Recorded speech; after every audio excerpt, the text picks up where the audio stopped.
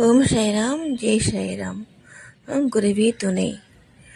இதில் நம்ம என்ன பார்க்குறோன்னா, பாபாவுடைய மேக்கல்ஸ் தான் பார்த்துட்ருக்கோம். அதில் வந்து இன்றைக்கி வந்துட்டு என்ன சொல்கிறாங்கன்னா,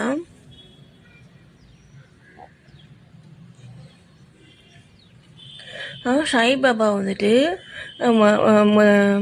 முதலில் சாய்பாபா காணாமல் போன பிறகு ஷீரடிக்கு எங்கனம் திரும்பி வந்தார் அப்படிங்கிறத சொல்கிறாங்க.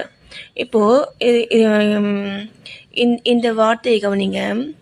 அப்போது சாய்பாபா வந்துட்டு காணாமல் போன பிறகு என்ன ஷீரடிக்கு வந்து எப்படி திரும்பி வந்தார் அப்படின்ட்டு சொல்கிறாங்க. அவர் காணாமல் வந்துட்டு எங்கே போனார் அவர்?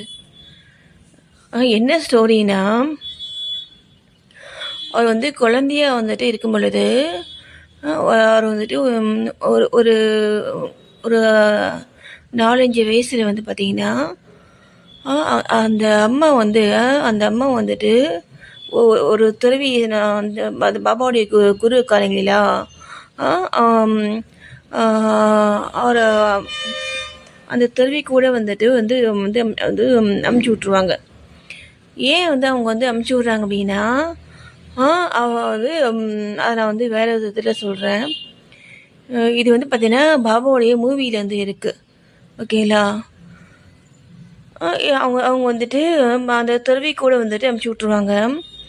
அந்த துறவி வந்து பார்த்திங்கன்னா அவர் வந்து ஒரு முனிவர். அவர் நான் வந்து நேற்று வந்து ஒரு வீடியோ போட்டிருப்பேன்.